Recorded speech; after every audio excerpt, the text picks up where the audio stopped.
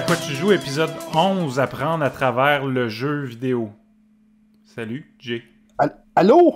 Comment ça va? Allô? Ça va, toi? Bien, bien, regarde, j'ai une petite frette. Ben, regarde, on en a ouvert une pour l'occasion, moi aussi. C'est bon, ça. Cheers! Cheers. Quoi de neuf? Pas grand. Je prends un break de Magic. Je focus sur ma job principalement c'est un site, là. Puis sinon, ben. Fait que tu sauves des milliers de dollars par semaine, à peu près? Ben, je dirais ça, mais c'est pas vrai parce que je me suis parti. Ok, je l'annonce en grande primeur ici, là. Je me suis parti un channel YouTube qui s'appelle One Crate a Day. Fait que sur CSGO, je rouvre une crate a day. Puis ça coûte genre un petit peu moins de 5$ par jour. Fait que j'économise pas de temps, mais j'économise parce que c'est moins cher que les cartes Magic. Bon. Fait que, ouais. Je suis rendu à ma jour 20. Ok, c'est bien. C'est ouais, ça. Je me plug. Good. Ben, en tout cas, tant que ça te fait sauver un petit peu d'argent, là. Bah, en tout cas, rendu là, c'est plus changer de mode de place, je pense. Là. C'est-tu pas plat, ta chaîne YouTube? J'ai, en date d'aujourd'hui, 18 subscribers. Vous irez vous subscribe, guys. C'est sur le bord d'exploser, là, je pense. Ben, avec le YouTube Money, je vais faire, tu sais, dans le bout de ligne, je perdrai pas d'argent. Fait que je me dis, c'est win-win, tu sais. Ouais. J'ouvre des items dans CS, puis je vais faire de l'argent avec mes 18 subscribers. Je pars un Patreon demain matin, genre. Ok. Bon, ben, tu m'inviteras sur ton yacht, là, quand tu seras rendu Parfait. à faire des tours. Ça fait quoi, un mois, Toi? là, qu'on a fait notre dernier épisode? Ouais? Pis toi, quoi de neuf? Je sais pas grand-chose. Je profite de la vie. Du fait que... Ah oui! Profite du fait qu'on est en train d'être déconfiné. Ouais. Sors-tu un peu? Oh, oui, ben, je vais au resto, dans des bars. Dans pas long, on n'aura plus besoin de régulièrement, masque. Comment? Pour pas cracher dans pas long, on n'aura plus besoin de masque pour pouvoir cracher dans la face du monde à nouveau, ça va être écœurant. Ben, c'est ça. Moi, j'ai tellement hâte de cacher dans la face du monde. C'est vraiment ça qui me pousse à Ça- sortir de chez nous. Ben oui. Non, mais en toute sériosité, c'est le fun. Ça donne un peu d'espoir, en espérant que ça tienne cette fois-ci. Mais moi, ma vision des choses, c'est que la COVID est la COVID est encore crissement là.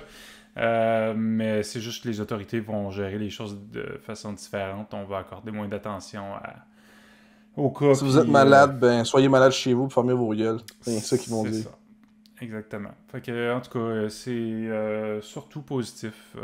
On essaye d'oublier la partie négative, là, mais qu'est-ce que tu veux? Je pense que tout le monde est tellement tanné qu'on peut pas faire autrement. Là. Mais c'est une bonne affaire. Puis, de ce temps-ci, j'écoute American Gods. Ah ouais, pour vrai, je l'ai écouté, ça fait un bout, ça. Spécial, hein? C'est pas mauvais, mais tu sais pas où ça s'en va. Ouais, c'est vrai. T'as-tu écouté les 3 saisons ou... Il y en a-tu 3? Ben, j'ai écouté, je veux pas te spoiler, là, mais j'ai écouté jusqu'à pas mal la fin, je pense, de où est-ce que c'est disponible. Puis c'est fucked up, là. Sans t'en dire plus, tu sais pas plus où ça s'en va à partir de saison 3, je te dis ça tout de suite. Ah ouais, bon, cool. Écoute, je pense que je vais continuer d'écouter parce que je trouve que c'est bien fait, là. Artistiquement, c'est vraiment une coche au-dessus de bien d'autres séries. Ils prennent des chances, hein, tu sais, il y a plein de je sais même pas comment le dire, mais en tout cas des libertés qu'ils prendront pas dans d'autres séries, juste parce que c'est risqué, que ça peut déplaire aux auditeurs. Mais j'aime bien ça, moi. Je trouve que ça parle d'un sujet vraiment intéressant. Puis l'exécution est très particulière, là. En tout cas, c'est une bonne série. Moi, je vous la recommande. Essayez-la au moins. Vous allez le savoir dans le premier épisode si c'est votre genre ou si c'est pas votre genre, là. Vraiment spécial. Ouais. Puis, cool. c'est ça. Pas mal ça, Jay. De quoi on parle aujourd'hui? Aujourd'hui, on parle d'apprendre à travers le jeu vidéo. Comme si c'était possible de dire qu'en jouant à CSGO, on va avoir des skills en dehors de CSGO, tu sais. J'ai bien hâte de voir, là, mais... Tu peux apprendre à gérer ton argent à travers CSGO.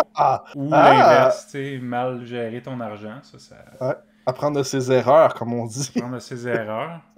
T'as pas l'air d'être bien bon là-dessus, par exemple, si t'as fait le switch de Magic à... c'est juste de l'allocation de budget rendu là. J'ai appris à allouer des budgets. Fait que là, j'ai retiré le budget Magic puis je l'ai mis ailleurs. Je suis rendu un CEO, un CFO, moi. Je gère des finances. C'est vrai. Ce que tu aurais pu faire, c'est continuer de jouer à Magic, puis en plus faire ton One Crate a Day. j'arrêterai pas de jouer à Magic, mais j'arrête d'en acheter pour l'instant, tu comprends? C'est comme mon opération en ce moment de tout le temps vouloir des nouveaux decks à slacker pas mal. Là. Mais tu vas pas te Fait que, retrouver décalé avec les gens avec qui tu oh, joues. sûrement, mais c'est pas grave. Là. À la limite, je paierai plus cher pour les cartes plus tard, puis je vais faire comme fuck, j'aurais dû les acheter sur le moment. Puis c'est ça la trappe de Magic en fait. Je pense que notre invité va vouloir te parler de Magic d'ailleurs tout à l'heure. De pédagogie? Ouais, peut-être la pédagogie. Parce qu'il doit y avoir quelque chose. Moi, C'est à la sûr. première vue, je saurais pas quoi te dire exactement. Là, mais t'as-tu déjà appris quelque chose de plus pédagogique dans un jeu vidéo, Jay? Y a-tu des apprentissages que tu sais qui sont passés beaucoup par ta passion sur les jeux vidéo? Mais oui et non. Pas de la façon dont tu le penserais. Dans le sens que j'ai appris à... Ben, ok, j'ai deux exemples. J'ai un exemple qui est super classique en disant oui, j'ai appris à ne pas me faire scammer dans la vie, à pas truster tout le monde en jouant à RuneScape, entre autres. RuneScape qui te dit genre free trimming, le gars il veut juste ton armure, puis il va te dire goodbye après, il va changer de monde, tu comprends? Puis moi, tu te fais avoir une fois, deux fois, mais maintenant tu fais comme ok, je vais arrêter d'être cave, je ferai plus confiance à personne, tu comprends? Puis ça c'est quelque chose que j'ai appris à travers les jeux vidéo, puis c'est quand même pédagogique dans le sens que tu t'apprends à pas faire confiance blindly, ce qui est quand même bien. Mais c'est pas le jeu qui t'apprend ça, c'est la dynamique du jeu, I guess. Ouais. C'est différent. Puis mon autre exemple qui est pas super classique, c'est j'ai appris à détecter les jeux qui sont pas des jeux. C'est-à-dire? Dans le sens que, ben, mettons, là, tu recules là, un bout, là, tu joues à des jeux qui sont plus pay to win, mais tu réalises que le jeu il est pas fait en sorte pour que tu aies du fun. Fait en sorte pour que tu aies du fun si tu payes. Fait que ça m'a appris à apprécier les jeux d'une différente façon, I guess. Mais à part de ça, c'est pas. Tu sais, j'aurais pas appris la géographie en jouant à Assassin's Creed, parce que j'ai pas joué à Assassin's Creed, tu sais. Fait que, ouais. Puis toi, t'as-tu appris des choses en jouant à des jeux? Ben StarCraft 2, je veux dire, qu'est-ce que ça t'a appris, StarCraft 2? Non, StarCraft 2, ça, je veux dire, le jeu existe juste depuis 10-12 ans, là. Non, mais moi, Ben, les apprentissages les plus marquants qu'il y a eu dans mon expérience dans les jeux vidéo, c'était quand j'étais quand même beaucoup plus jeune, puis c'est en bonne partie, ben, je veux dire, le plus important, c'est vraiment le fait que j'ai développé mon anglais grâce au jeu. moi Parce aussi, que d'ailleurs, moi aussi, c'est vrai. quand j'étais vraiment jeune, je parlais pas du tout anglais, mais j'étais curieux de connaître l'histoire dans les jeux puis tout ça. Puis c'est sûr qu'au NES puis au Super Nintendo, il n'y avait pas un gros accent qui était mis sur l'histoire. Mais prends par exemple Mario RPG, puis je suis pas mal sûr que j'en ai déjà parlé dans un épisode. Euh, Aux trois quarts du jeu, à peu près, tu es dans un navire qui est sous l'eau. Puis il y a un puzzle. Il faut que tu trouves des lettres, puis il faut que tu les remettes dans le bon ordre pour former un mot. Puis tu sais, c'est un mot relativement simple, là, Pearl. Puis je suis resté bloqué Spoiler tellement alert. longtemps sur ça parce que je parlais zéro anglais, puis j'étais pas capable de trouver le mot, tu sais. Puis sinon, ben, même juste dans des jeux comme Mario RPG ou Final Fantasy 3 /6, là, l'histoire est intéressante, ça vaut la peine de s'y intéresser, puis tout ça. Puis ben, ça a commencé tranquillement, tu sais. Tu commences par apprendre les termes des actions que tu peux faire parce que tu les fais tout le temps. Après ça, ça finit par se développer. Puis moi, en tout cas, ça m'a permis de m'intéresser à l'anglais, chose que j'aurais probablement pas faite dans ma vie de tous les jours si ça n'avait pas été des jeux vidéo. Fait que c'est vraiment là, c'est vraiment quelque chose qui m'a aidé beaucoup à développer de ce côté-là. Toi C'était aussi? pas après. Ben, l'anglais, ça, c'est définitif, là. Puis surtout à cause que je voulais comme. Moi, ce qui m'intriguait beaucoup quand j'étais jeune, c'était les MMO. Tu sais, RuneScape, j'ai joué à Tibia. Juste pour communiquer avec les autres, faut que tu puisses parler un peu anglais, puis que tu comprennes ce qu'ils disent. Puis quand tu veux pas te faire scammer, faut que tu comprennes que le gars est en train de scammer aussi, là. Fait que. euh, c'est ça, ça m'a poussé à apprendre l'anglais, puis c'est pour ça que à l'école française, en anglais, je défonçais des scores, là. Puis là, quand j'ai switch à l'école anglaise, ben là, c'était pas pareil, là. J'étais pas une bolle, mais à l'école française, juste à cause que je jouais à des jeux vidéo, ça m'aidait beaucoup. Fait que ouais. Ben moi, de l'autre Euh, côté, je te dirais qu'il y a mon sens logique qui s'est développé énormément à travers les jeux vidéo aussi. Pour tout ce qui est solution de problème et tout, dans des jeux comme Zelda, avec les petits puzzles qu'il peut y avoir. Tu veux tellement progresser dans le jeu que tu essayes, puis tu réessayes, puis tu réessayes, puis ça te force à réfléchir autrement aussi. Puis, en tout cas, moi, je suis convaincu que j'ai des apprentissages qui se sont faits là, dans ces jeux vidéo-là. Je n'ai pas d'exemple concret, mais je te parle de puzzle tout le temps. Là, c'est mhm. positionner telle affaire dans tel sens, puis observer ton environnement pour voir s'il y a des indices, ce genre de choses-là. Puis moi, c'est quelque chose que j'adore, là, tu sais. J'aime bien gros n'importe quel, euh, n'importe quel énigme ou défi ou ce genre de choses-là. Je suis bon habituellement pour les solutionner, puis c'est ça. Je suis sûr que ça vient en bonne partie là, de mon intérêt pour les jeux vidéo. Ouais, une leçon de vie que j'ai appris à cause des jeux vidéo, là. Puis ça s'applique à plein de niveaux, là, mais c'est que c'est rarement celui qui parle en premier qui va gagner. Ça s'applique à plein de niveaux, entre autres à Smash. Si t'es le premier à faire un move, il y a bien des chances que tu te fasses punir puis que tu te fasses péter. Euh, j'ai pas vraiment d'autres exemples, là, mais ça s'applique dans mon quotidien, là, tu sais. En vente, là, c'était souvent ça. Là. Le premier qui parlait, il perdait. Là. Fait que tu laissais l'autre parler, poser des questions, puis tu laissais l'autre parler. Puis c'est tout le temps la même game, que ce soit dans le jeu vidéo, dans la vraie vie, je trouvais que c'était tout le temps le premier qui parle, le premier qui fait un move, il perd. Fait que ça, c'est une leçon que j'ai appris dans la vie. Good. Ben écoute, je suis sûr qu'en parlant avec notre invité tout à l'heure, là, on va réaliser qu'il y a eu plus d'apprentissage que ce Ah, qu'on sûrement. ce qu'on voit là, à première vue comme ça. Fait que j'ai bien hâte qu'on parle avec lui. Jay, on n'a pas de courrier des auditeurs cette semaine. Pourquoi on n'en a pas, Guillaume? Je sais pas, j'ai pas fait mes devoirs de les demander, mais c'est aussi. Parce que ceux qui nous écoutent, ils nous en envoient Ben pas. c'est ça, come on, là, come on. Euh, juste des petits commentaires en dessous de nos vidéos YouTube, là, ça nous aiderait tellement, là, ça nous permettrait de. Si vous écoutez ça en ce moment, là, dites-vous que on vous aime, on veut savoir ce qui se passe dans vos vies. On est curieux, on est des seineux devant votre maison, on est en train de regarder ce que vous écoutez à la TV. Là. Fait qu'hésitez pas à nous envoyer vos histoires, on adore. Exactement. Mais il y a un commentaire que j'ai eu cette semaine d'un ami par rapport à notre épisode sur les adaptations en films et séries, là. Il nous disait OK? premièrement, il disait qu'on avait laissé de côté tellement d'adaptations puis de films, de séries. Sûrement. Forcément, là, je veux dire, notre but c'était pas de toutes les couvrir un par un, mais deux films dont on aurait certainement pu parler, c'est les deux films de Final Fantasy qui sont sortis. Spirit Within, là, ça doit faire 20-25 ans. Seigneur, OK. Ça fait longtemps. Là. Spirit Within, c'était parmi les premiers films d'animation 3D avec des représentations qui se voulaient proches de la réalité là, des humains, dans le fond. Là, fait que pas des personnages comme dans un film de Disney ou de Pixar. Puis Advent Children, ça serait bon. Trouve-moi donc les dates, là, Jay, pour être sûr, mais moi, je guesserais peut-être 2005 ou 2007, quelque chose comme ça. Là. C'est vieux parce que il me semble que c'est dans ce film-là que il y avait une vidéo sur YouTube, je sais pas si c'était sur YouTube, mais qui se passait en ligne. Il y avait une musique particulièrement que je trouvais nice, puis comme je te disais, je l'ai écouté pendant un an, puis genre, c'était comme du gros beat, je trouvais, pour l'âge que j'avais. Tu l'as usé. Mais, ouais, release date le 2005, fait que c'est pas mal dans ce temps-là. Là.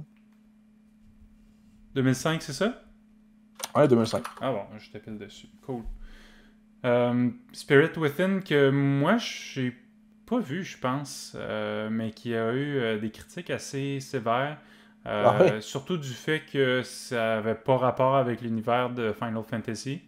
Ok. Il avait utilisé le nom Final Fantasy, mais les fans de ça reconnaissaient à peu près rien dans ce film-là. Puis on en parlait dans l'épisode, là, le fait d'utiliser un nom pour aller chercher un fanbase qui va forcément aller voir le film, mais qui sera la plupart du temps Ah qui ouais. sera pas satisfait non plus, là. Ouais. Ben là, il y avait des très bonnes raisons de pas être satisfait. C'était vraiment juste le fait d'utiliser le nom pour, euh, pour rien, dans le fond. Là. Ça surprend pas des éléments du jeu, bonne chance. Ça. Effectivement. Aucun personnage, aucun lien avec aucun des jeux Final Fantasy. Ça aurait pu, j'imagine, être un bon scénario pour un Final Fantasy qui est jamais sorti. Mais bon. Fait que Chase, t'as raison. On n'en a pas parlé. Puis il y en a sûrement plein d'autres qu'on n'a pas parlé. Mais c'est ça. On aime mieux parler de ce qui est bon dans la vie. Tu sais, Sonic, là, c'était que. Mais il y a le 2 qui sort, là. Ouais, il y a le 2 qui sort, là. Ouais. Puis, on a passé pas mal de temps sur le classique, le bon vieux film de Mario. Ben oui. C'est ça. Merci Chase. Tu nous réécriras, on aime ça. Yes, merci Chase. Fait que Jay, as-tu des nouvelles pour nous autres? Ben, c'est des nouvelles oui et non, là, dans le sens que avec tout ce qui se passe en Ukraine, là, Sony et Nintendo retirent, arrêtent les ventes en fait en Russie. Donc probablement que les shops seront plus accessibles depuis la Russie. Fait que si vous êtes en Russie et vous nous écoutez, ben sorry. It do be like that. Ah, c'est beaucoup comme ça, hein, toutes les entreprises de l'Occident, puis en tout cas, tous les alliés de l'OTAN, là, ça serait mal vu de continuer de faire affaire avec la Russie en ce moment. Là, ils ont vraiment... Tu sais, on ne partira pas un débat politique, mais en gros, il va sûrement avoir beaucoup de nationalisation suite à cette guerre-là. Il y a plein des usines avec des travailleurs qui vont faire comme nous, on veut continuer à travailler, mais on s'appellera plus Nike, on va s'appeler Nike, tu sais. Ça va être la Chine numéro 2, si on veut. Puis sinon, ben, il y a beaucoup de LAN qui repartent. Shout-out au S-LAN à cette île. Shout-out à la console qui d'ailleurs est dans genre 3 semaines. Si ça vous intéresse, la console qui console, googlez ça, c'est sur Facebook. SSB Sherbrooke va être sur place. Ouais. SSB Sherbrooke va être sur place. Le 9 et le 10, hein, je pense, avril. C'est ça? Ouais, c'est ça. C'est la fin de semaine dans ces environs-là, le samedi puis le dimanche. Là. Exactement. Puis sinon, ben, dans les plus gros LAN qui repartent au Québec, là, on a le LAN ETS. Ça, c'est tous les billets Bring Your Own PC ont été vendus la journée même. Ça a été une vente assez fucking vite. Moi, je voulais participer à un tournoi de CSGO avec des amis, puis j'ai même pas pu acheter mes billets, fait que je pense que les gens ont vraiment hâte de pouvoir recommencer à vivre normalement, puis ça paraît, là, les gens se garochent sur des événements, puis les événements le savent. Là. Ouais, hein, c'est ça qui arrive après 2 ans à se priver de ce genre de choses-là. Les gens sont vraiment pressés de recommencer à faire ce qu'ils faisaient. Ce qui est dommage, c'est que j'ai l'impression qu'on n'est pas plus loin que il y a 2 ans, mais les prix sont tous plus hauts à cause de l'inflation qu'il y a eu. On va payer le prix. Là. Que ce soit pour le LAN ETS sur un autre LAN. Là. Ouais. Attendez-vous à payer plus cher pour accéder à ces événements-là. Le S-LAN à cette île, sais-tu, ça ressemble à quoi? Honnêtement, non. Je sais qu'il y a c'est des tournois de CSGO, encore une fois. Il y a Smash, probablement League. C'est petit quand même, là, on s'entend que c'est à cette île. C'est pas des gens de Sherbrooke qui vont se déplacer pour aller là, mais... il faut vouloir en esti pour aller à cette île pour un LAN. Là. En hiver, là, ouais. Ouais, fait que c'est ça. J'ai pas beaucoup d'informations sur ce tournoi-là, mais je connais des gens qui vont y participer. Good. Fait que si ça vous intéresse, informez-vous. Et je suis sûr qu'il reste de la place au slam, par contre. Console aussi. C'est à peu près sûr. Surtout qu'eux autres, ils se sont décidés un petit peu à la dernière minute, là, quand ils ont vu que ça commençait à réouvrir. Là. Je pense qu'ils ont dû prendre leur décision peut-être il y a un mois, gros max. Là. Fait que, puis normalement, c'est quelque chose qui se prépare pendant presque 1 an. Ah oui, on entend parler en novembre. Pas en novembre, mais genre en l'été quasiment, puis ça se fait en novembre. Ok, ouais. Ouais. Jay, on va aller à la pause, puis au retour, on va être avec notre invité. Parfait. Bon, ben, tantôt. Tantôt.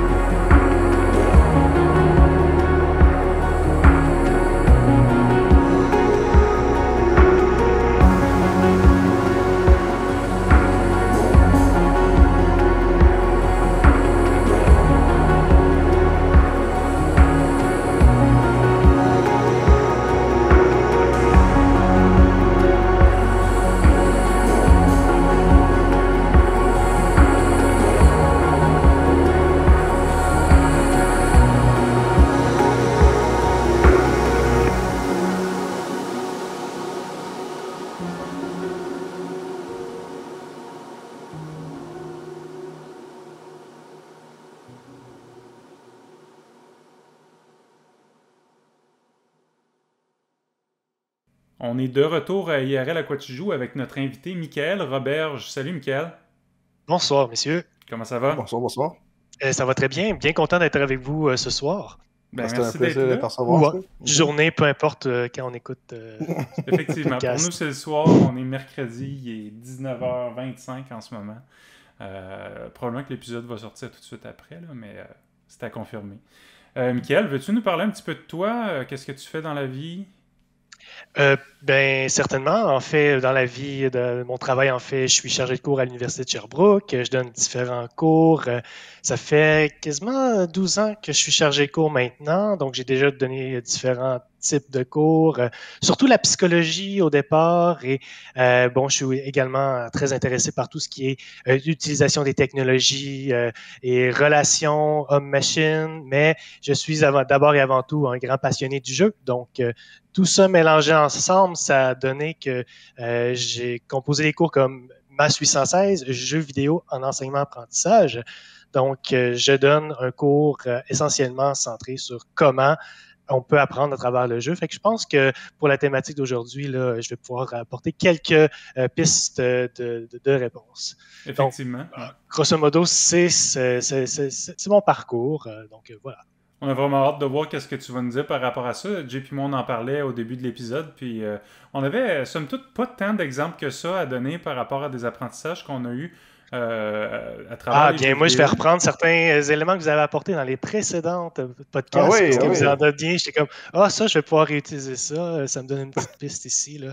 D'ailleurs, quand je vais commencer, je vais présenter mon premier jeu tout à l'heure. J'ai un petit clin d'œil. Okay. Good. Ben, on y va tout de suite après, là, mais Michael, tu nous as dit que ton tag de joueur, c'était Kivals. Pourquoi? Oui, bon, comme j'ai dit, je suis un grand joueur. Hein, donc, moi, quand je parle joueur, je parle pas nécessairement jeux vidéo. Je fais des jeux de société, escape room, et je suis aussi un grand amateur de jeux grandeur nature. Donc, je joue un personnage depuis maintenant près de 18 ans qui s'appelle Slavic. Puis, un soir que je me cherchais un gamer tag, j'avais absolument aucune inspiration, fait que je l'ai juste comme viré de bord, puis ça a donné ça. Nice. Tout simplement. Good. Michael, on veut apprendre à te connaître un petit peu à travers les jeux qui t'ont marqué. Puis le premier que tu nous as donné, là, c'est un jeu qui revient souvent. Zelda Effectivement, Ocarina je pense of que Time. c'est un incontournable Ouais, lorsqu'on parle de jeux vidéo. Je pense que c'est toi notamment qui avait dit dans un précédent podcast que c'est ce qui t'avait amené peut-être à même t'intéresser ou développer tes compétences en anglais, hein, parce que bon, le jeu, quand il est arrivé ici en Amérique du Nord, c'était en anglais. Puis également, moi aussi, c'est ce qui m'a peut-être amené à m'intéresser, à essayer de comprendre ce qui était dit, parce que c'est difficile quand même de passer à travers le jeu sans comprendre ce qui va nous être apporté comme information, parce que Zelda, en quelque part, c'est un jeu qui trouve où te rendre au prochain objectif, trouve comment réaliser ça. C'est un gros jeu de résolution de problèmes, hein, dans lequel on t'apporte différents indices. Puis, bon, faut que tu te débrouilles avec ce que tu comprends. Donc, l'anglais est un petit peu un incontournable ici. Puis, c'est pas une chose rare là, dans le domaine quand on parle d'apprendre une langue à travers un jeu vidéo. Là, c'est quelque chose de classique. Autant quand on parle d'un jeu qui joue davantage en individuel comme Zelda ou des jeux là, plus sociaux dans lesquels il y a des soit des communautés ou encore vraiment là, des MMORPG là, dans lesquels on va interagir avec d'autres personnes. Mais, puis Zelda, juste pour revenir, c'est un jeu puis pourquoi j'en parle, c'est qu'un jeu qui, d'abord et avant tout, m'a enseigné que le jeu vidéo, c'est d'abord et avant tout un média. C'est pas juste un jeu pour perdre son temps, c'est vraiment, pour moi, un orchestre. C'est un des meilleurs exemples de bon design qui est cohérent avec la musique, qui est cohérent avec la façon qu'on raconte l'histoire. D'ailleurs, il y avait même un article dans Pitchfork qui est dédié à la musique, là, davantage indie, mais qui parlait en quoi le jeu raconte chacune des scènes avec la musique et tout. On apprend à jouer de l'ocarina dans ce jeu-là en appuyant sur les boutons. Donc, il y a beaucoup d'apprentissages qui sont impliqués, qui sont dans ce jeu-là. Donc, je trouvais que c'était un bon exemple pour commencer, en fait, cette discussion-là. Je ne sais pas ce que vous en pensez. Ah ben, t'as raison, puis c'est écoute, drôle que t'en parles parce que Jay et moi, on en parlait au début de l'épisode par rapport OK. à mon apprentissage de l'anglais. Puis tout de suite après, je disais comme quoi que, tu sais, moi c'est plus du côté MMO que j'ai appris l'anglais. Fait que j'avais l'impression que tu avais écouté notre première partie, honnêtement. C'est vrai, hein? Ouais. Mais Nickel, une chose que ça me fait penser, là, c'est quand même un jeu de la Nintendo 64. Quand tu compares Zelda Ocarina of Time à la plupart des jeux même qui existent maintenant, le jeu est très linéaire. Mais quand tu compares Zelda Ocarina of Time au jeu de SNES puis au jeu de NES, il l'était pas du tout, là, tu sais. C'était pas linéaire dans le même sens du terme que, mettons, Mario, le premier, où tu te déplaçais de gauche à droite, puis tu savais qu'il fallait toujours que tu te rendes à droite de l'écran complètement. Mhm. Dans Zelda, c'est un monde relativement ouvert, puis pour C'est un peu savoir un c'est des quoi ta premiers, prochaine étape, ben, il fallait que tu comprennes le nom des endroits, tu sais. Il fallait que tu comprennes Exact, en anglais où exact. est-ce que tu devais aller. Puis ça, c'était C'était une pas le plus nouveauté. gros monde ouvert, mais pour l'époque, c'était déjà très bien, là. Ouais, Ouais. effectivement. Ton deuxième jeu, c'est quoi? C'était quoi déjà? T'as peu, je vais juste ouvrir mes petites notes. Age of Empires 2. Age of Empires, bien sûr. Mais j'ai pris des jeux ici, là. C'est pas nécessairement ceux qui m'ont le plus marqué, mais c'est ceux que je pense qui font quand même un bon lien avec la thématique qui est ici l'apprentissage. Puis je veux dire, là, bon. Non, ce point-là, je vais revenir plus tard. Bon. Age of Empires. Ben, en fait, moi, c'est peut-être une de mes premières réalisations. C'est après, évidemment, Zelda que j'ai joué. C'est quasiment en ordre chronologique, les jeux que je vais vous présenter. Là. C'est que j'arrivais dans mes cours d'histoire au secondaire, puis on se mettait à parler des différentes époques. Puis bien sûr, j'étais quand même intéressé par l'époque médiévale et après ça, les guerres en Europe. Puis on s'est mis à parler à un moment donné. Je me souviens que lors d'un cours, on parlait de Jeanne d'Arc. Donc, l'histoire de Jeanne d'Arc, comment ça s'est passé. Puis, étonnamment, je savais déjà tout ça, pas parce que je l'avais lu, pas parce que j'avais écouté un documentaire ou quoi, parce que j'avais joué à Age of Empires. Puis, dans Age of Empires, il y a 4 ou 5 campagnes. Là, je parle ici bien du 2, là, Age of King, dans lequel on peut jouer on joue la campagne de William Wallace, Jeanne d'Arc, Saladin, il me semble. Qui d'autre? Gengis Khan, puis un autre que je me souviens pas, mais c'était intéressant de voir ces personnages historiques-là, voir qu'est-ce qu'ils ont fait, que tout ça, puis ça amène aussi, ça élargit un petit peu les horizons parce que de savoir qu'il y a autre chose que le Québec, puis je dirais qu'il y a outre-mer, des choses qui se sont passées, puis voir qu'il y a différentes cultures. Donc, vraiment, j'ai été sensibilisé assez jeune à travers les jeux vidéo à ces éléments-là. Puis ce qui est intéressant, c'est qu'ils ont réussi à animer différents scénarios, différentes missions, tout en faisant visiter les faits historiques. Là. Donc, c'est pourquoi je pensais que c'était quand même intéressant. Juste le fait que les faits historiques soient intégrés à un jeu nous permet de se les approprier. Pardon. Et puis ça, je fais aussi le parallèle avec Assassin's Creed qui a beaucoup d'opus. Je vais le mentionner. Oui, c'est ça exactement. Là, tu veux dire. Puis on s'entend, là, j'avais d'ailleurs une entrevue avec Laurent Turcot, qui est historien, qui avait travaillé sur Assassin's Creed Unity, qui a cours pendant la Révolution française.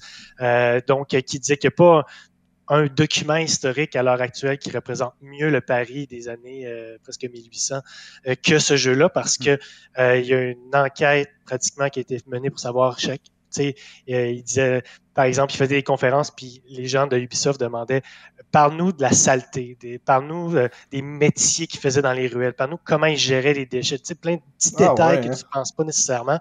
Fait que de se promener dans le Assassin's Creed,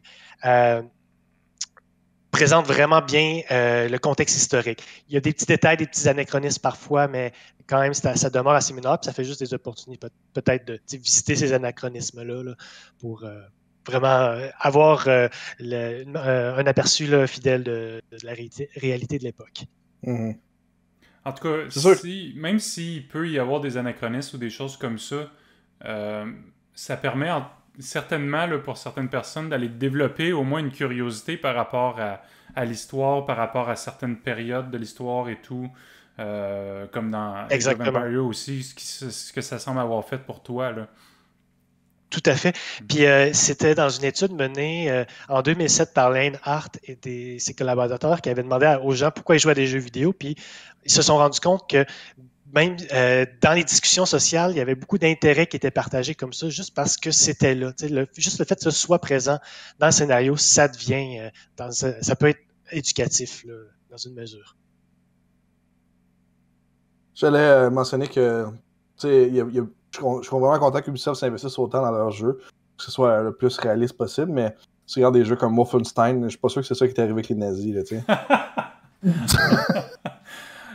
C'est sûr, mais tu sais, heureusement, pour qu'un jeu en tout soit cas. intéressant, il n'y a pas besoin d'être précis dans l'histoire qu'il va raconter. Ils peuvent prendre des libertés. C'est comme un livre ou un roman, tu sais, il y en a qui vont être dans des settings historiques qui sont précis puis corrects. Mais s'il y a de la fiction, c'est bien correct aussi. C'est juste que les jeux comme ce que vous avez mentionné, Age of Empires ou Assassin's Creed, là, eux autres, ils s'efforcent. C'est un peu leur marque de commerce de s'efforcer d'avoir des faits qui sont véridiques. Écoute, je connais pas assez l'étendue de cette intégrité-là pour dire que le reste de l'industrie fait pareil. T'sais. Ubisoft, c'est sûr qu'ils ont cette, comment dire, ce vouloir-là, probablement pour garder l'intégrité de leur jeu, parce que probablement qu'ils ont fait ça depuis un certain temps. Là. Mais je sais pas à quel point il y a d'autres producteurs de jeux qui qui se gardent cette intégrité-là, justement. Mais ça reste quand même de la fiction, là. Il y a tout l'aspect science-fiction qui en est tiré, là, mais ça reste quand même calqué là, sur quelque chose d'intéressant. Autant qu'un film aussi, il y a toute cette démarche de recherche-là quand on fait un film historique là, pour être le plus fidèle possible. Oui, c'est ça. C'est vraiment un ou l'autre. Soit tu choisis d'utiliser le contexte historique qui est déjà existant, puis d'y aller de la façon la plus adéquate possible, ou tu inventes complètement. Là, on peut s'entendre que le monde de Zelda a été inventé de A à Z. Là, ils n'ont pas eu besoin de calquer sur quoi. En tout cas, à certains points, oui, peut-être. Là, mais... Il y a quand même des éléments folkloriques qui ont été intégrés, là, mais je pense que c'est pas mal le seul lien réel qu'on peut faire. Ouais. Mickaël, ton troisième jeu? C'est bon, évidemment un jeu qui m'a beaucoup marqué, Portal 2. Ben, c'est drôle parce que j'ai commencé avec le 2, mais après ça j'ai fait le 1 puis j'ai comme compris toute la séquence. Mais c'est un jeu qui se classe un petit peu parmi cette philosophie du développement de jeu qui veut ne pas mettre de tutoriel, hein, qui montre que même sans tutoriel, où on veut t'enseigner à jouer au jeu. D'ailleurs, si on peut faire un lien entre jeu et apprentissage, on peut faire ce lien qui est le plus simple possible, qui est si tu veux jouer au jeu, il faut d'abord et avant tout que tu apprennes les règlements, comment les mécaniques de jeu s'opèrent. Fait que pour moi, c'est indéniable là, que le jeu et l'apprentissage, c'est lié, ne serait-ce que, comme j'ai dit, pour apprendre à jouer. Puis le jeu de Portal, je pense qu'il met vraiment bien en perspective cette façon d'apprendre là, qui est vraiment très progressive. Hein, ce qui, bon, moi, je suis dans le domaine de l'éducation. Peut-être que ceux qui y sont reconnaîtront le modèle plus constructiviste, c'est-à-dire qu'on va intégrer un petit élément qui va apporter un problème, puis tu vas pouvoir solutionner. Puis après ça, la prochaine étape, une autre petite affaire, mais qui va construire sur ce que tu as déjà appris et qui va se construire comme ça un petit peu, comme si on établissait des blocs à la base d'une pyramide, puis après ça, on empilait jusqu'au summum de ce que tu peux apprendre. Et dans Portal, ici, c'est de servir de toutes les mécaniques que tu as appris avant pour réussir à combattre quelque chose que je ne vais pas divulgacher ici, mais qui va permettre de réinvestir l'ensemble de tes apprentissages. Puis, par exemple, bon, pour faire une histoire courte, Portal, c'est vraiment une mécanique qui est basée sur un fusil, mais qui n'est pas un jeu de personne en first-person shooter, de vue subjective, là, où on tirerait de la gâchette, mais bien de placer des portes sur les murs pour les connecter ensemble. Donc, si je place des portails aux deux extrémités d'une pièce, je suis capable, en passant par un côté dans un portail, de sortir de l'autre de façon instantanée. Donc, ça nous amène à reconsidérer complètement l'espace. Et ça, c'est une mécanique sur laquelle on va construire. Puis, petite anecdote quand même que je trouvais cocasse. À un moment donné, j'ai tellement joué à Portal, comme on dit là, je veux dire, je l'ai englouti, je l'ai quasiment fait d'une traite. Qu'à un moment donné, en sortant du jeu, tu veux aller au bout de la pièce, puis là, ton premier réflexe de penser, c'est de faire un portail sur le mur à côté de toi alors que tu n'es plus dans le jeu. Mais ça, c'est juste parce que ton cerveau est encore beaucoup, il se met à penser en portail. Donc, c'est quand même intéressant à quel point ce genre de choses-là tend à presque à se transférer dans la vie courante. Mais bon, un portail, parce qu'il est bien construit, il nous permet justement de construire sur chacun des niveaux de façon progressive. C'est le fun de Portal parce que même si tu le fais réussir à 100%, tu as les petits niveaux à la fin d'extra, en tout cas pour le 1, là, je me rappelle pas pour le 2, qui sont vraiment beaucoup plus difficiles, qui te permettent de c'est les mêmes mécaniques, mais il faut que tu réfléchisses un petit peu plus loin que juste je tire sur le mur, puis je tire là, puis je m'en vais à la porte d'article. Là. Je me souviens moins du 1, là, mais moi, je me souviens du 2, il y avait comme la possibilité de jouer les niveaux que les autres ont conçus. Ça aussi, c'était intéressant. Là, mais oui, c'est ça. En plus, tu peux poursuivre comme le jeu après. Là, il y a une durée étendue. Ouais. Il y avait ce que tu disais par rapport au tutoriel aussi, le fait de l'intégrer dans les premières heures de jeu plutôt que de faire fenêtre de texte, telle fonction, voici comment ça fonctionne, etc. Tu sais, ça te garde immergé dans le monde du jeu. Puis c'est aussi beaucoup plus agréable de progresser comme ça. Là. Mais je serais curieux de voir qui lit ça. C'est message-là. C'est vrai, hein? Mais c'est pas typiquement puzzle. Par contre, de vouloir faire ça de façon... je me rappelle plus du terme que tu as utilisé, là, avec le constructionniste, là. Dans le sens que tu rajoutes un élément, puis là, le prochain puzzle, c'est cet élément-là plus autre chose, puis c'est typiquement puzzle. Le style puzzle se prête vraiment bien à cette logique-là. Parce que, tu sais, je pense à des jeux genre CSGO. Ça, c'est pas un genre de jeu que tu vas apprendre avec un tutoriel. Tu sais, c'est vraiment un jeu... en mourant, puis en mourant, puis en mourant. C'est ça, c'est de la grind. Le rôle de l'erreur dans l'apprentissage, c'est quelque chose qui est vraiment très important. Puis je pense que ça, puis je m'excuse de le mentionner, mais Fortnite pourrait être quand même un autre exemple. T'es mieux de t'excuser de le mentionner. Non, c'est vrai. Michael, tu nous as parlé aussi de Life is Strange. Ouais, un jeu un petit peu indie niché. Je sais pas si vous connaissez. Non. De nom, moi, puis j'ai des amis qui ont joué aussi, là, qui ont eu une bonne expérience avec ce jeu-là. C'est un jeu plus narratif, je te dirais, dans lequel, puis tu sais, c'est vraiment là, différent des jeux classiques là, auxquels justement CSGO, on tire de la gâchette. C'est un jeu dans lequel tu joues une protagoniste, une fille qui est en train d'étudier à un collège d'art, elle fait de la photographie. Puis elle découvre qu'elle a des pouvoirs à remonter dans le temps. Puis ce que j'ai trouvé vraiment intéressant dans ce jeu-là, c'est que c'est de pouvoir... La mécanique de reculer dans le temps est vraiment très intéressante parce que c'est un jeu qui va être basé sur le dialogue, l'histoire va se construire en fonction de tes choix aussi. C'est un jeu qui est centré sur les choix. Est-ce que tu vas répondre? Puis si tu n'es pas satisfait d'un choix que tu vas faire, tu peux toujours remonter dans le temps dans une certaine limite, là, puis refaire ton choix pour voir la nouvelle conséquence. Fait que ce que j'ai trouvé vraiment intéressant, puis ce qui est vraiment intéressant dans le jeu vidéo, c'est ces possibilités-là, tu sais, d'aller dans une voie, puis je vois les conséquences, puis je reviens, puis je fais autre chose finalement. Je pense que l'apprentissage, c'est bon. On a vu le constructivisme de bâtir, le rôle de l'erreur, puis un des piliers d'apprentissage qui est vraiment important, c'est l'expérimentation. Puis expérimenter socialement, c'est pas nécessairement facile à moins de faire du jeu de rôle ou autre, mais ce jeu-là, je l'ai trouvé particulièrement intéressant parce que tu vois les réactions des personnages, tu vois, puis même que les décisions que tu vas prendre vont avoir des répercussions de vie ou de mort parfois sur des personnages importants de l'histoire. Je ne veux pas, encore une fois, divulgacher, là, je le dirais comme ça. Donc, faites attention à vos choix si jamais vous jouez à ce jeu-là, mais c'est vraiment intéressant, là. cette mécanique. Puis, chose que j'ai un petit peu retrouvé aussi dans le Witcher. Witcher 3, les dialogues sont quand même vraiment intéressants de voir qu'est-ce que ça apporte sur le déroulement de l'histoire. Mais dans lui, à moins de reprendre une partie que tu as préalablement sauvegardée, il n'y a pas moyen de revenir dans le temps.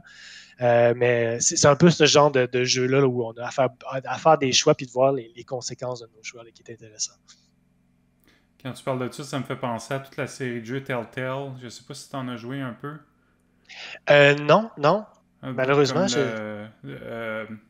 voyons, c'est quoi? The Wolf Among Us. Ils ont fait The Walking Dead aussi. Oui, Walking Dead, oui, j'ai vu. Oui, j'ai écouté un let's play sur Walking Dead. C'est exactement dans ce genre. Ok, ouais, c'est ça. Fait que tu prends des décisions. Il y en a qui ont une petite influence sur ce qui se passe. Il y en a qui ont une très grande influence sur ce qui se passe. Pour moi, ça fait très 2010-2015, ces jeux-là. Ça a été pas mal à la mode pendant un moment. Ça continue d'être intéressant. C'est ça là que j'ai joué aussi. Oui, hein, c'est ça. C'est ça, il était plus présent à cette époque-là, ces jeux-là. Puis, c'est quelque chose qui aurait intérêt à rester parce qu'effectivement, c'est intéressant de voir que plutôt que d'être... tu joues le jeu, mais à travers ça, on te raconte une histoire, puis sur l'histoire, tu n'as aucune influence, tu veux juste progresser. Là, les choix que tu fais, les choix de dialogue ont vraiment une influence. Moi, en tout cas, je me souviens que dans ces années-là, c'était vraiment venu me chercher parce que c'était quelque chose de complètement nouveau. Là. Tout à fait. Shout-out à Fable. Comment? Pardon? Shout-out à Fable. Fable? Y avait-tu ça dans Fable? Oui, tu peux devenir il y avait quand même beaucoup de choix. J'avais pas joué, mais ça semblait vraiment intéressant en ce sens-là. Tu peux développer ton personnage. C'était pas juste l'histoire, c'était tes actions. Fait que si tu tuais des gentils, tu devenais méchant. Si tu faisais des quests pour les aider, tu devenais gentil. Fait que c'était cool pour ça. Ça influençait ton alignement, puis ton alignement faisait en sorte que tu avais accès à des talents puis des pouvoirs différents, j'imagine. Ouais, c'est ça. Hein. Puis ça m'a appris à être méchant dans la vie, fait que... Ouais, parce que tu voulais avoir les pouvoirs des méchants te plaisaient, j'imagine. C'est ça. Ton dernier jeu, Mickaël, il a disparu. Oui, il est effacé, mais lui, je m'en souviens bien, heureusement. C'est Subnautica, je ne sais pas si vous connaissez. Encore une fois de nom. Encore une fois parce que j'ai des amis qui ont joué, mais je pourrais même pas... Moi, j'en ai jamais entendu parler. C'est vraiment un jeu dans la lignée de Minecraft. Hein. Ah oui? Même les concepteurs l'avouent assez ouvertement que c'était dans cette logique de... Don't Starve. Non, c'était ça? Don't Starve? Non. Enfin bref, tout est dans cette lignée de jeux de survie-là. Puis moi, ce que j'ai trouvé vraiment intéressant, c'est synopsis. Tu commences le jeu en t'écrasant sur une planète, c'est un monde de science-fiction. Tu n'as pratiquement rien, sinon un genre de iPad qui va te donner des recommandations de survie. Puis le jeu commence, il y a une narration éventuellement, puis une narration très dynamique qui va s'adapter en fonction des actions que tu vas poser dans le jeu. C'est vraiment un bon exemple de storytelling là, qui, par exemple, deux personnes vont jouer, puis ils vont pas avoir les mêmes déroulements d'étapes. L'histoire ne faut pas se dérouler dans les mêmes étapes en fonction, parce que c'est un monde ouvert. Ok, tu te craches sur une planète aquatique, faut que tu nages sous l'eau, ramasser des ressources, survivre. Puis c'est très tôt dans le jeu, tu dois te fabriquer un petit scanner portatif. Là, tu te mets à scanner tout ce qui est poissons, plantes pour apprendre sur ces écosystèmes-là. En fait, le but du jeu, c'est de comprendre l'écosystème. Et la réussite du jeu passe par la compréhension de ton écosystème parce que, il y a des petits poissons que tu peux manger, mais il y a des gros poissons qui peuvent te manger. Donc, il faut que tu fasses attention pour savoir dans quel biome aller. Éventuellement, tu peux construire une base, des sous-marins pour aller plus creux. Puis, on se rend compte qu'il y a différents enjeux sur cette planète-là. Tu n'es pas nécessairement le premier qui a visité cette planète-là. Donc, il y a des vestiges quelque part. Puis, il y a vraiment une histoire à un moment donné qui arrive. Puis, ça fait pouf, OK, wow, OK, je ne m'attendais pas à ça. Mais ce qui est vraiment intéressant, c'est que c'est un jeu qui passe avant tout par l'apprentissage. Puis c'est vraiment intéressant parce que dans le jeu, on ne va pas vraiment te dire va à tel endroit, va à tel endroit. Non, tu ouvres la radio, tu captes un signal de détresse, une capsule s'est échouée à tel positionnement. Puis là, c'est à toi de faire ce que tu veux avec. C'est pas On te dit pas vraiment, là, va là, c'est toi qui se fais ses propres quêtes, en fait. C'est ce que j'ai aimé beaucoup de ce jeu-là. C'est que je pense que c'est un jeu qui fait confiance à l'intelligence des joueurs de comme progresser, là. Puis des fois, je me suis vraiment senti pas nécessairement très intelligent parce que j'étais comme bloqué, mais si tu relis tes trucs, puis tu passes dans ton répertoire, tu trouves des petits indices qui te permettent là, d'avancer quand même. Quand t'es bloqué, Mickaël, dans des jeux, tu vas te chercher dans des sources extérieures Wiki. Wiki, J'essaie ouais. autant que possible que non. J'ai toujours une règle pour ça. Je ne sais pas si vous avez votre règle, mais moi, c'est quand la frustration commence à s'installer, puis que tu t'es pogné. Parce que le but du jeu, c'est d'abord avant tout d'avoir du fun. Puis quand il n'y a plus de fun, par exemple, il y a des jeux de puzzle que j'ai joué un petit peu à la Myst, là, où vraiment, là, là, des fois, je suis un petit peu plus patient pour ceux-là parce que c'est comme vraiment le but. Là, au pire, laisse passer ça une journée ou deux, reviens-y, puis tu vas peut-être réussir à débloquer. Mais généralement, j'essaie de pas trop consulter les wikis, à moins de l'avoir d'abord fait quelques tentatives. J'ai pas de règles, là, mais c'est pas mal la même chose que toi. Je pense que c'est ma frustration qui me pousse, ou mon impatience, en fait, qui me pousse à aller chercher la solution à l'extérieur. J'ai pas envie de rester bloqué pendant des jours sur un point. Non, Je veux effectivement. progresser. Voilà. Cool, Mickaël, c'est super. Ça nous a vraiment permis d'apprendre à te connaître à travers tes expériences dans les jeux. On va tomber dans le vif du sujet. Certainement. Fait que je vais te poser notre première question, là. C'est quoi qui fait, selon toi, qu'un jeu peut avoir un bon potentiel d'apprentissage alors qu'un autre n'en aurait pas? Ou qu'il en aurait moins? Je vais juste prendre la première partie de ta question. Qu'est-ce qui fait que certains jeux qui ont un potentiel? Ben, ils ont un potentiel d'apprentissage simplement parce que c'est des jeux. Puis ici, je veux dire, avant les jeux vidéo, il y avait des jeux. Ça a toujours existé, les jeux. Puis dans un des cours que je donne, je présente notamment le fait que le jeu, c'est même plus ancien que l'espèce humaine. Parce que avant nous, on était des animaux, les animaux, ils jouent également. Donc, puis les animaux, ils jouent dans une perspective d'entraînement de certaines compétences, chose que l'humain fait également. C'est ce qu'il fait à travers le jeu, c'est qu'il va développer des compétences. Donc, tous les jeux, parce que c'est des jeux, ils ont le potentiel d'être éducatifs. Mais il y a un gros point qu'il faut comprendre à travers ça, c'est que ça ne dépend pas du jeu. Ça dépend de la personne, en fait, qui va jouer au jeu. Parce que jouons, toi et moi, au même jeu, on ne va pas en tirer les mêmes choses. On ne va pas comprendre les mêmes choses, puis on ne va pas avoir la même interaction. Donc, on ne va pas nécessairement avoir le même niveau d'apprentissage. Pour répondre à cette question-là, c'est vraiment, il faut s'intéresser à la dynamique qu'il y a entre la personne qui va pratiquer le jeu et le jeu.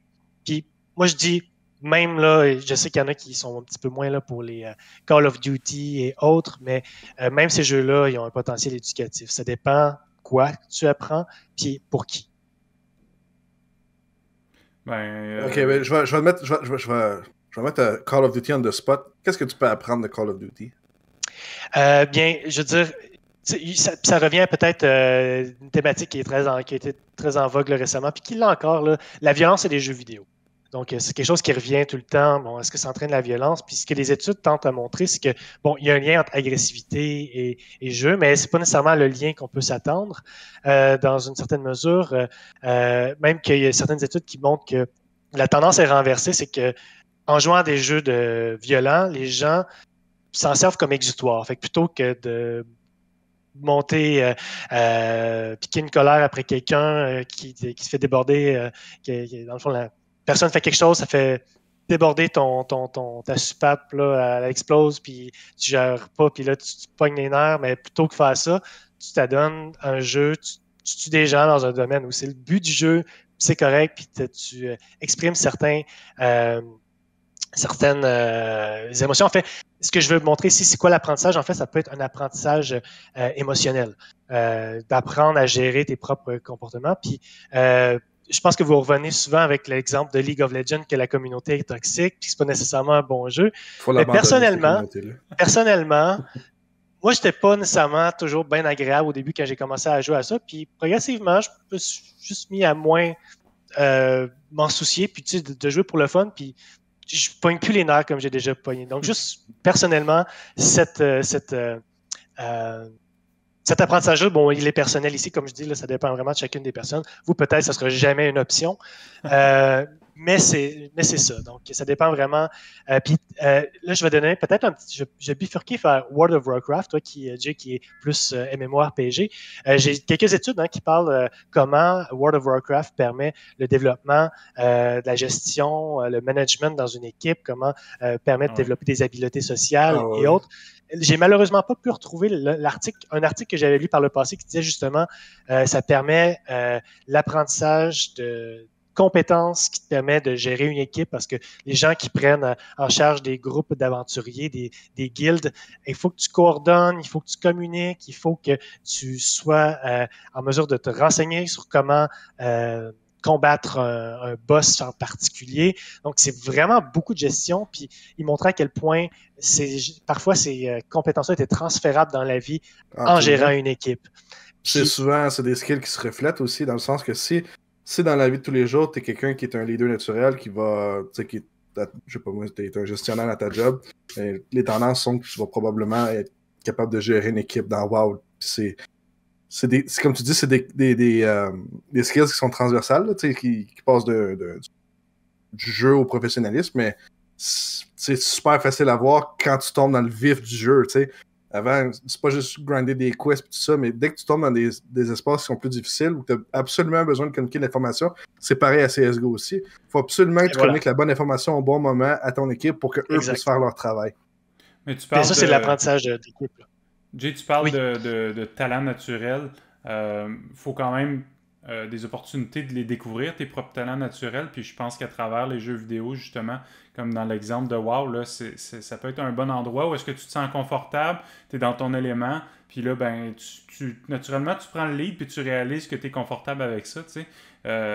Bon, peut-être pas à 30 ans, là, mais tu sais, je te parle surtout de jeunes là, de 15-20 ans ou un petit peu plus, quelque chose comme ça, où ils n'auront pas encore vraiment eu l'occasion ou un contexte dans la vie d'utiliser leur leadership, qui découvrent qu'ils sont capables de le faire dans WoW. Puis ils se développent une certaine assurance à ce niveau-là. Là. Tout à fait. Puis là, je suis en train de fouiller dans mes articles là, avant qu'on se rencontre. Puis il y avait une étude de Gallup qui parlait comment World of Warcraft permet à des personnes qui ont le trouble du spectre de l'autisme, qui sont sur le spectre autistique, puis ça, c'est quelque chose qui revient également. Il y a des exemples avec Minecraft. Mais là, j'ai trouvé cette étude-là qui dit que, étant donné que le monde de jeu est un environnement où stimuli réduit, dans le sens pour une personne autiste, dans le sens où, tu sais, je veux dire, une personne autiste, une grande difficulté qu'ils ont, c'est de gérer l'ensemble des stimuli environnants qui vont leur arriver. Puis de savoir que, bon, parce qu'une personne fronce tes sourcils, ça veut dire telle chose, parce qu'elle a un sourire en coin, ça veut dire une autre. Tout ça, ça devient overwhelming. Je m'excuse de pourquoi il y a de l'anglicisme aussi en masse. Là, OK, parfait. Mais ça devient trop pour eux. Puis le fait de jouer puis d'avoir des interactions sociales à travers un jeu vidéo, ça vient créer un masque dans lequel ils sont plus à l'aise. D'abord, c'est un petit écran, il y a des emotes, les personnages vont agir de certaines façons, tel emote veut dire telle chose. Mais tu sais, c'est tout le temps les mêmes emotes, tout le temps les mêmes choses. Les interactions sont simplifiées comparativement à la vie courante. Et à travers ça, vu qu'ils le prennent en petite dose, ils ont une plus grande facilité à développer là, leur capacité, les interactions sociales. Puis, fait un autre exemple de World of Warcraft, puis j'en ai quelques autres là, si jamais ça vous intéresse. On mettra les références là, en description. Sure. Ben oui. Parfait. Donc, ben ouais, on pourrait passer à la prochaine question, qui est... J'essaie de la lire parce qu'il y a trop de couleurs. Là. J'ai le problème que tu avais avec Guillaume tantôt. Est-ce qu'on peut apprendre... Ah non, c'est pas vrai. Oh, oui, c'est ça. Non, mais tu avais la deuxième partie de la question qui était qu'est-ce qui n'est pas un jeu qui peut avoir un bon potentiel finalement? Y a-tu des jeux qui, quand tu joues à ça, tu te dis je n'apprendrai jamais rien? Alors, Angry Bird, tu peux-tu vraiment apprendre quelque chose? Ben, la physique, un peu, tu sais, il y a toujours quelque chose, je pense. Il y a toujours quelque chose. Je te dirais, il y a des jeux qui ont plus de potentiel que d'autres, certainement. Angry Bird, ben, tu sais, je veux dire, il y a les ellipses, il y a une certaine propriété des objets, gravité. Je veux dire, je vais reprendre un autre exemple de World of Warcraft pour illustrer ça peut-être dans Angry Birds. ils ont montré à quel point les forums de discussion en parallèle au jeu permettent aux joueurs d'échanger sur des réalités du jeu. Par exemple, quel build va être le plus favorable pour tel type de personnage. Puis avec ça, il vient des calculs. Il y a des gens qui ont vraiment une démarche scientifique, qui font des expérimentations. Ils reviennent, ils remettent les choses en perspective, ils enseignent aux autres. Il y a comme une co-construction. Donc, autour du jeu, il peut y avoir ce dialogue-là. Si on établit un dialogue autour de Angry Birds, puis on parle comment le jeu a été programmé, comment on peut optimiser tel lancer à tel niveau, il y a un apprentissage quand même. Puis j'imagine que tu es en train de jouer au jeu, tu vas faire quelques essais, tu vas te rendre compte qu'il va y avoir des manœuvres qui vont être plus payantes que d'autres, qui vont avoir un meilleur effet que d'autres. Fait que ça, c'est un apprentissage aussi. Peut-être un apprentissage un petit peu moins formel, là, si on compare par exemple un apprentissage à l'école là, sur le plan académique, mais un apprentissage quand même. Mais bon, peut-être un petit peu plus limité, là, effectivement. C'est sûr que, tu sais, on s'entend qu'il y a toujours une méta à apprendre dans tous les jeux parce qu'il y a toujours une façon de faire qui est meilleure que les autres. Tu dirais-tu qu'il y a une corrélation entre le fait qu'il y ait une communauté qui surround un jeu puis le fait qu'il n'y en ait pas? Parce qu'on s'entend que la communauté d'Angry Bird, elle doit être pas mal plus petite que celle de World of Warcraft. Tout à fait. C'est un petit peu plus casual. D'après moi, c'est pas le même genre de clientèle non plus. On sait que les joueurs de World of Warcraft, c'est généralement un peu plus try-hard, comme on dit. Ben, le niveau d'études, il est étonnamment quand même assez élevé. Ben, pas étonnamment, mais je veux dire, il est quand même relativement élevé. C'est des gens qui ont un certain niveau d'analyse. Y avait-tu une question? C'était quoi? Ouais, la question, c'était, tu penses qu'il y a une corrélation entre la grosseur des communautés autour d'un jeu puis le potentiel d'apprentissage? Probablement. Ben, simplement en disant que l'apprentissage, c'est d'abord quelque chose de collectif. Hein. On n'apprend jamais nécessairement tout seul. Même si tu dis, ben oui, moi je lis un livre, moi, d'abord quelqu'un qui a écrit le livre et qui parle de quelque chose qui s'est passé culturellement. Je veux dire, à moins d'être tout seul dans le bois puis faire tes affaires tout seul depuis la naissance, tu as en quelque part interagi avec quelqu'un puis tu as appris. Donc, plus il y a de gens, j'imagine, plus il y a d'opportunités d'apprentissage. Mais j'ai pas nécessairement là, de quelque chose pour soutenir là, ce que je dis. Mais c'est sûr, mais c'est plus dans... Mais je pense que oui, tout à fait. Ouais. Moi, je pense qu'effectivement, plus il y a de. Tu sais, je veux dire, t'écris une question, puis des gens sont là pour te répondre, c'est sûr que c'est bénéfique. Là. En tout cas, nous, on peut le voir, là, on a une communauté de Smash, là, je sais pas si t'es au courant. Oui. On en parle à peu près tous les épisodes. Oui, effectivement. Mais, tu sais, Smash, c'est un jeu qui a quand même une certaine profondeur, puis tout à fait. Il y a du monde qui sont tellement curieux pour aller chercher ces détails-là, puis les partager par la suite. Puis ceux qui les consomment, c'est souvent les joueurs qui se démarquent aussi. Là, fait que...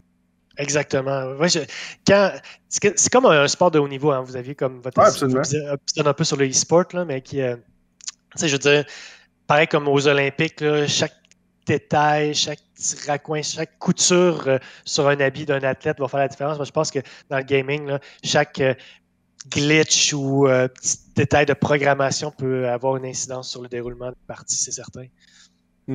Puis avec une communauté, là, on peut mettre en lumière là, ces différents petits détails-là. Passons à la prochaine question, parce que je vois le temps filer. Là. Ouais. Est-ce qu'on peut apprendre sur n'importe quel sujet, développer n'importe quelle habilité grâce aux jeux vidéo? Probablement. Ça dépend toujours. Moi, c'est ça, du jeu, de la personne qui le consomme. C'est vraiment dans cette interaction-là. J'aurais tendance à dire oui, sans nécessairement avoir d'exemple. Ben moi, j'aurais le goût d'en donner un. Parce qu'effectivement, ça dépend de la volonté du joueur, ça dépend de ce que tu recherches dans le jeu. J'ai le goût de reprendre ton exemple de Angry Birds, Jay. Je pense qu'il y a peut-être très peu de gens dans le monde qui se sont intéressés à ça. Je ne fais pas partie d'entre eux, mais d'après moi, chacun des oiseaux a un poids. Quand tu tires l'élastique, ça donne une certaine force. Puis après ça, tu sais, en tout cas, c'est sûr et certain que dans le back-end, ça existe toutes ces données-là dans le fond, puis qu'il y a du monde qui vont avoir étudié, j'espère qu'ils sont très peu nombreux, du monde qui vont avoir étudié là, en détail tous les éléments de Angry Birds, puis tu sais, d'un point de vue mathématique, là, ça doit être particulièrement intéressant. Là. Tout à fait. Bon, je suis pas particulièrement un fan un crack des maths, mais j'imagine que... Puis, est-ce que tu dirais que ça prend une intention d'apprendre pour apprendre dans un jeu vidéo ou tu vas apprendre d'une façon ou d'une autre? Je te dirais que non, parce que des fois, on apprend sans même en conscient, mais ça prend du moins un intérêt. Ça, c'est certain. C'est complètement désengagé, c'est difficile. Là. Ah, ouais, ça c'est... Ok, je passe à la suivante tout de suite. Là. Qu'est-ce qui fonctionne bien avec les jeux vidéo en termes d'apprentissage, puis qu'est-ce qui fonctionne moins bien? Ben, peut-être que je profiterai de cette question-là pour démystifier quelque chose qu'on entend souvent, là, les fameux jeux sérieux, les jeux éducatifs. Là. Je vais paraphraser un auteur que j'aime bien, mais qui dit que tous les jeux sont éducatifs, sauf les jeux éducatifs, pour la simple et unique raison que, bon, dès que, par essence même, on parlait d'intérêt là, à l'instant, c'est que vous autres, ça vous est-tu déjà arrivé de jouer on vous dit hey, joue à ce jeu-là, c'est le fun, puis tu joues, puis tu fais comme bof, c'est vraiment pas le fun, ça me convient pas. Ben, sachez que vous n'êtes pas en train de jouer parce que, par essence, un jeu, c'est censé être plaisant. Fait que si vous faites forcer quasiment d'être en train de jouer à un jeu, vous n'êtes pas en train de jouer, vous n'êtes pas un joueur. Fait que c'est un petit peu la même chose avec les jeux sérieux, c'est que souvent, les jeux sérieux sont plus souvent sérieux que jeux, puis ils sont tellement plates que finalement, c'est pas un jeu. Fait que c'est une tâche déguisée, ce que moi j'appelle communément de la ludification, gamification en anglais. Okay. Dans une moindre mesure. Il y a quand même des jeux là, et qui sont éducatifs, qui ont une mécanique de jeu, puis si l'enfant ou le joueur a du plaisir à jouer avec, il est dans le jeu. Parce que d'abord et avant tout, c'est une question de plaisir, puis de s'engager librement dans une activité. Puis s'il y a ça, oui, tout jeu peut être éducatif. Là. C'est ça. Puis, à quel point, à quel moment est-ce que ça devient pédagogique dans le sens que, tu sais, on voit souvent des ados sur leur tablette, là, ou pas des ados, je dis des ados. Souvent, c'est plus les enfants qui sont sur les tablettes, puis les ados sur les ordi. Là. Mais à quel point est-ce que il y a une limite entre l'apprentissage puis un point où ça devient juste toxique, finalement? Bien, moi, quand je donne un petit indice à mes étudiants, c'est toujours ce que tu demandes d'affaire aux joueurs, c'est-tu puis ce que tu donnes aux joueurs, c'est-tu des règles du jeu ou des consignes? Le but du jeu, c'est-tu réviser tes capitales du Canada ou c'est de jouer à un jeu? Fait que si le focus est l'intention ludique, l'intention jeu d'être gagnant, ça, on est peut-être plus dans le jeu. Si on est plus dans résoudre pas nécessairement parce que même les jeux, c'est des fois de la résolution de problème, mais si c'est de la révision ou prendre en note des choses, ben là, on est peut-être moins dans le jeu. Alright. Prochaine question, qui est mieux disposé à en tirer des apprentissages et qui l'aime moins? Ben, encore une fois, ça va dépendre de quel jeu et qui. Par exemple, je veux dire, je vais prendre l'exemple des cartes Magic. Hein. Supposons, toi, Jay, tu connais quand même déjà pas mal les mécaniques, certains apprentissages que tu vas faire. Si tu montes un jeu de Magic à un enfant de 5 ans, mettons 8 ans, là, ben, on va dire, on va être généreux, 8 ans, ben, peut-être qu'il ne va pas nécessairement triper autant, dans le sens que il y a une complexité qui s'adresse aucunement à l'enfant là, ici, là, dans les mécaniques de jeu qui va s'adresser. Fait que encore une fois, ça va vraiment dépendre là, de la personne. Mais en même temps, on s'entend. Moi, ce que je trouve formidable, moi, je montrais Magic là, plus au secondaire là, avec des enfants. Je veux dire, à travers ça, tu peux. Les additions, divisions, multiplications. Je veux dire, quand tu attaques, tu as la priorité des opérations. Quand tu joues un instant sur un autre, c'est comme la parenthèse qui s'agrandit. Puis, je veux dire, toutes les logiques que tu retrouves dans les mathématiques, ils sont pas mal dans Magic. Fait que, encore une fois, ça te dépend à quel niveau là, tu vas l'utiliser. Mais tout jeu, le potentiel, c'est ça vraiment le mot-clé, là, a le potentiel de permettre l'apprentissage. Magic m'a appris une chose importante dans la vie. Si tu parles en premier, tu vas te faire counter. Ouais, j'aime bien jouer bleu aussi. Ah oui, ok. Michael, parlant de potentiel, là, on va tomber dans un autre segment par rapport à ce que tu penses que les jeux, quel genre de place les jeux vont prendre dans le futur. Là. Donc, est-ce que, ouais, c'est ça. Ma question, dans le fond, c'est est-ce que tu penses que les jeux vont prendre plus de place dans le futur? Ben, au niveau de l'apprentissage. Au niveau de la... Oui, ben, je vais diviser ma question en deux. La première, est-ce que dans le futur... Moi, je vois juste les jeux prendre de plus en plus de place. On est les nouvelles générations de plus en plus dans le domaine du jeu. Je pense que c'est une façon. La ludification, je pense qu'elle prend de plus en plus d'espace également, autant dans la consommation. Tu sais, quand tu vas au McDo maintenant, tu peux accumuler des points sur ton cellulaire. Tout est ludifié pour. Puis on est dans une société de consommation. Fait que tout l'aspect là, ludification va être de plus en plus présent. Puis je pense que l'éducation peut s'en inspirer, mais le problème avec l'éducation, c'est qu'on est souvent un petit peu à la traîne dans le domaine là, de ce que, comment on enseigne, comment optimiser l'apprentissage. On fonctionne parfois déjà encore avec des vieilles mentalités qu'on sait que c'est plus vrai aujourd'hui. Mais bon, comparativement, par exemple, au privé, où on peut aller super vite puis quasiment se tourner sur un dizaine dans certaines orientations. Là. Donc, moi, où je le vois, le potentiel en éducation, mais je pense que ça va d'abord et avant tout venir du privé, qui va créer des applications, puis qui va aller vers l'enseignement. Puis ça va prendre des cours comme celui que je donne à l'université pour éduquer les enseignants et sensibiliser les enseignants à ces outils merveilleux que sont les jeux vidéo là, dans la pratique. Tu veux-tu nous en parler un petit peu plus en détail de ton cours? Oui, je montre comment s'approprier le jeu en tant qu'outil. Puis là, par exemple, j'ai un module qui s'intéresse juste au jeu. Je parle même pas de jeux vidéo, là, parce que pour comprendre les bases de pourquoi un jeu vidéo, c'est éducatif, il faut comprendre c'est quoi un jeu. Puis après ça, je montre puis dans mon cours, en fait, c'est que je montre. Je dis, intéressez-vous à différents jeux, utilisez les jeux que vous voulez pour enseigner. Mais j'enseigne au moins un jeu dans ma pratique, puis c'est Minecraft, parce qu'il y a une version éducative. Puis il y a beaucoup de choses qu'on peut faire dans Minecraft parce que c'est comme un jeu de blocs Lego virtuel. Il n'y a pas beaucoup de choses que tu ne peux pas faire avec des blocs Lego, là, d'un point de vue construction. Fait que je leur montre comment jouer avec Minecraft puis comment l'utiliser là, dans leur pratique. C'est d'ailleurs, en fait, l'objet de quand j'ai fait ma maîtrise, c'est ça mon sujet, comment utiliser Minecraft en éducation. Donc, j'ai juste comme poursuivi dans cette veine-là, puis développé plus d'outils par la suite. Microsoft te remercie. Faudrait que je leur jase. Ouais, c'est ça. Il y a sûrement de quoi faire. Tout à fait. Tu sais, tu dis du Minecraft, mais c'est genre un des jeux les plus... avec les plus grands potentiels. Tu pourrais quasiment devenir ingénieur en jouant à Minecraft si t'apprenais... je pousse la chose un peu loin, là, mais tu pourrais inventer Minecraft dans Minecraft. Tout à fait. Ça peut aller très loin. Il n'y a pas quelqu'un qui a fait ça serait quand même intéressant là, avec des pistons. Ils appellent ça Turing Complete, je pense, là, quand ils font un ordi dans un ordi. Wow. Ouais, c'est assez impressionnant.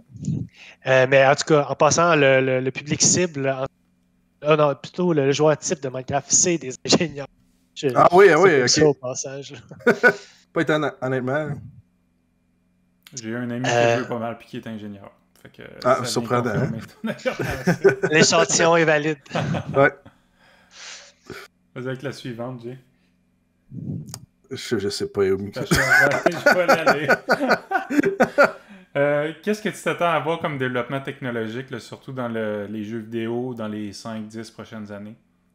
Moi, je vois beaucoup de place pour la réalité virtuelle et réalité augmentée, surtout.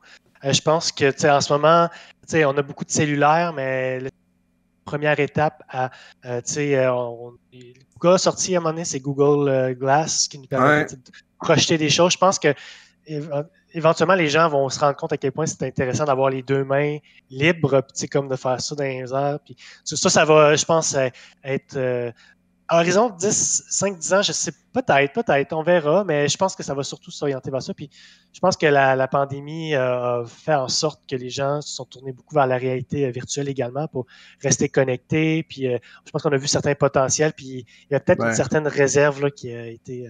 Tu peux voir Facebook qui lui aussi voit du potentiel là, avec son Meta, là, oui. Tout à fait, oui. Tu sais, c'est vraiment pas juste du côté ludique, là, c'est du côté Microsoft. Là, je sais pas si vous en avez déjà entendu parler, mais ils utilisent déjà les HoloLens pour faire en sorte qu'au travail, tu puisses voir ce que ton collègue voit.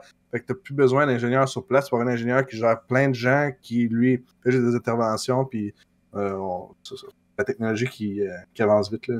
Au niveau de l'apprentissage, c'est potentiel énorme. Là. Tout à fait. Je suis vraiment d'accord.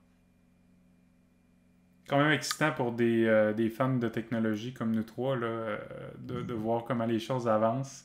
Ça m'amène à la dernière question de cette catégorie-là. Là, tu penses-tu que tu vas être dépassé éventuellement par les changements technologiques, là, les derniers avancements? Je suis je suis tout le temps. Je pense que tout le monde l'est, en fait. Ça va tellement.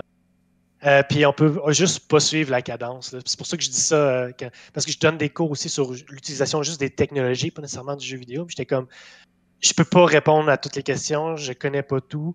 Puis ceux qui vous diront qu'ils connaissent tout, c'est probablement des charlatans parce que, je veux dire, chaque jour, à moins d'être abonné à 10 000 différents groupes, puis voir ce qui se passe sur tous ces groupes-là, c'est impossible de suivre la cadence. Fait que je le reconnais, puis je pense que faut prendre d'emblée en considération quand on va intégrer la technologie, utiliser la technologie, qu'on va être dépassé. C'est normal. Fait que t'as-tu commencé à dire dans mon temps c'était mieux ou tu gardes ça pour dans 10, 20 ans peut-être? Ah, je veux pas être sénile tout de suite. Là. Je vais essayer de me garder ça et pas aller vers ça. Michael, tu es impliqué dans certaines fondations, certaines initiatives là, en lien avec les jeux vidéo à Sherbrooke. Tu veux-tu nous en parler un petit peu? Ben oui, tout à fait. En fait, en ce moment, on est en train de préparer la semaine du 4 au 10 avril. Bon, alors qu'on enregistre cette capsule-là, donc 4 au 10 avril 2022. Mais bon, c'est une première, c'est première édition. On vise évidemment de répéter l'expérience. Est-ce que ça va être au mois d'avril pour les prochaines années? Je ne sais pas parce que on avait prévu la faire au mois de janvier, mais on n'avait pas pu la faire en raison des restrictions. C'est quelque chose qu'on veut faire au courant des années. Moi, je suis plus impliqué dans le volet parce que, bon, la semaine de jeux vidéo, il y a différentes activités, dont les gros piliers, la console qui console, probablement que vous connaissez. Puis d'autres, il y a aussi les gaming drinks que je me suis occupé un petit peu, là, qui sont, là, je le mentionne comme ça si vous ne savez pas. Allez vous inscrire sur la page Facebook des gaming drinks. En fait, à tous les mois, bon, en raison de la pandémie, on a peut-être retardé aussi à quelques moments, mais tous les mois, on essaie d'avoir des talks qui sont en lien avec le domaine du jeu vidéo. Des fois, ça touche la musique. J'ai parlé déjà des capsules d'ordre psychologique. Je pense qu'un de vos invités, celui qui était présent, Fred? Français? Fred. Qui avait déjà fait une présentation, justement, c'était sur Smash, justement, il me semble. Ouais. Fait que, bref, il y a plein de gens qui viennent parler. Des fois, c'était du sound design. Bref, toujours des sujets intéressants. 2 talks. Puis généralement, la bière et la pizza sont fournies. Fait que Il n'y a pas de raison de ne pas y aller. Hein.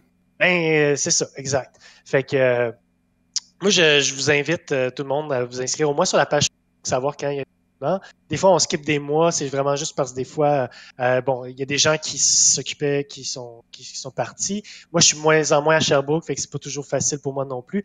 Sinon, je m'implique aussi au niveau du Game Jam, qui va être pendant la semaine du jeu vidéo également. C'est vraiment intéressant, une expérience Game Jam. On crée un jeu en 48 heures, on est une petite équipe, c'est super intéressant.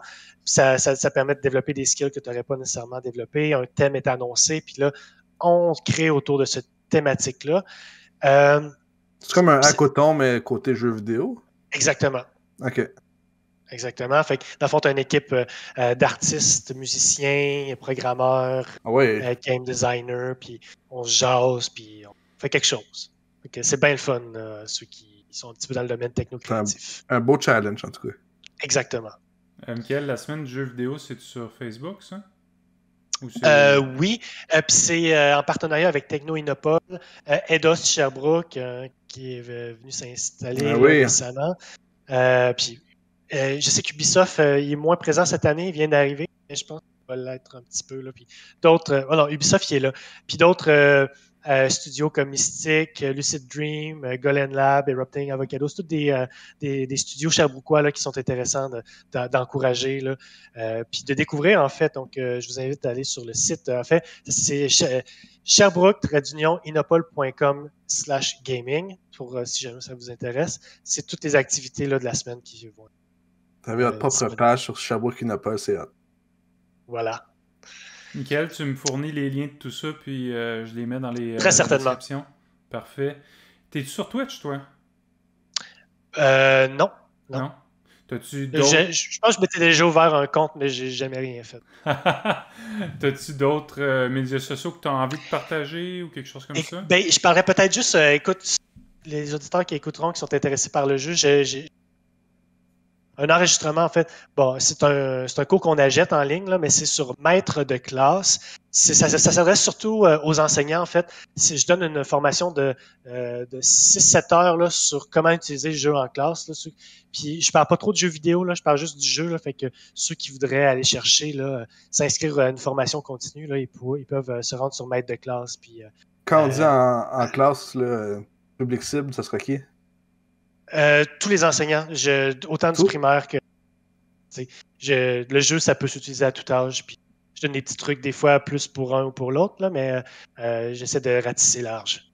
Ok, cool. Mais je vais certainement partager ça avec certains profs que je connais. Excellent.